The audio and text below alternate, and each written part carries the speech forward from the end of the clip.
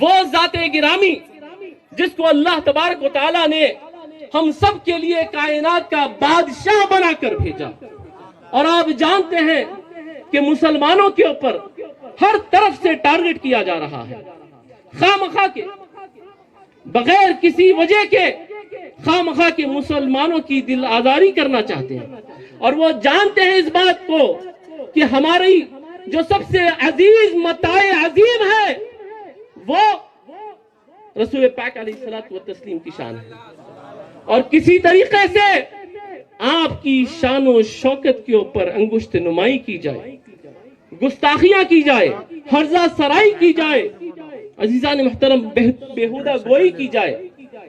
اور آپ یقین جانیے اس وقت میں یہاں موجود نہیں تھا, لیکن ہزاروں سلام ہو حیدرآباد کے غیور مسلم نوجوانوں کو, ہمارا 100 مرتبہ سلام کہ جس دلیری کے ساتھ, جس غلامی کا انہوں نے اظہار کیا ہے. اور الحمدللہ پولیس ڈپارٹمنٹ نے بھی بہت اس کو ایکوموڈیٹ کیا, بہت اچھے طریقے سے.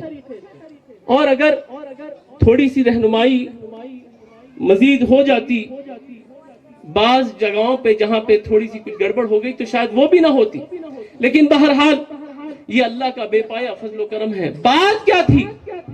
صرف عشق مصطفیٰ, غلامی مصطفیٰ جس نے سب کو ایک ساتھ جوڑ لیا.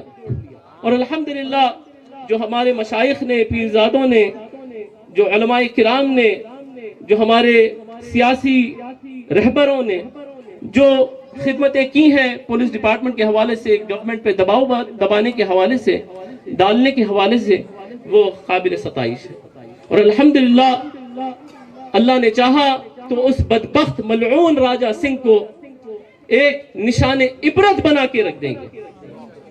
عزیزان محترم, رسول پاک علیہ الصلوۃ والتسلیم کی شان میں گستاخی اور ہم زندہ رہیں, یہ کیسے ممکن ہے؟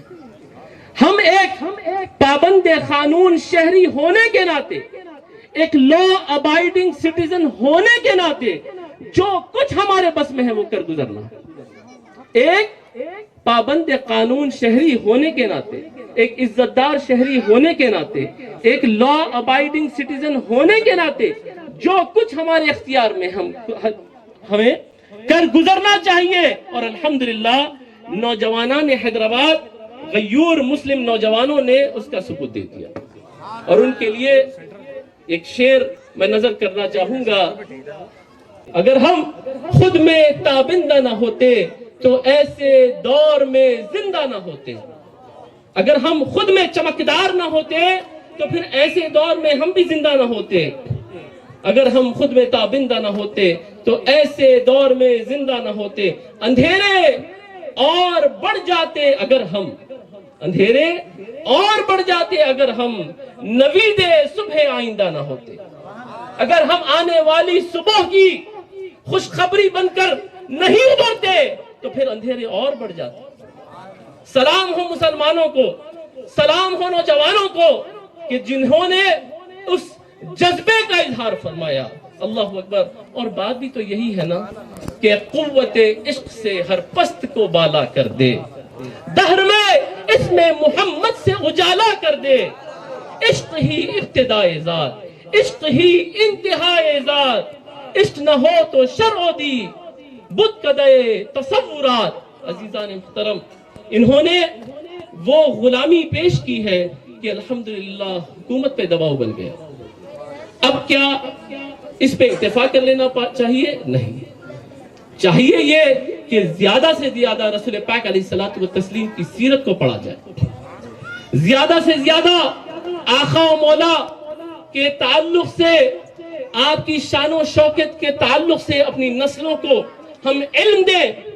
عزیزان محترم, اور یہ ثبوت حیدرآباد کے مسلم نوجوانوں نے یقینی طور پہ دیا ہے, وہ قابل ستائش ہے. ان کو مزید رہنمائی کی ضرورت ہے. اللہ کرے وہ مزید رہنمائی کے ساتھ اور آگے بڑھے, اچھے انداز میں تبلیغ دین سے جڑ جائیں, وہ جو اولیاء اللہ کا مشن ہے اس سے جڑ جائیں. تو محبت کیا چیز ہے, تعلق مصطفیٰ کیا چیز ہے ان کو اور صحیح طور پہ سمجھ میں آئے گا. لیکن ایک بات تو کامن تھی, جو تھا جس حالت میں تھا, جس مسجد کا بھی تھا, لبیک لبیک لبیک یا رسول اللہ, لبیک لبیک لبیک یا رسول اللہ کے نعرے اور صدائیں بلند کر رہا. آپ دیکھیے کہ سرکار کی محبت کیسی مخناطیس سے سب کو ملا دیتی, سب کو ملا. سمجھو اس بات کو, سمجھو کہ کیا چیز تھی کامن جس نے ہم کو متحد کر دیا. وہ عشق مصطفیٰ, غلامی مصطفیٰ. اس پہ کام کرنے کی ضرورت ہے.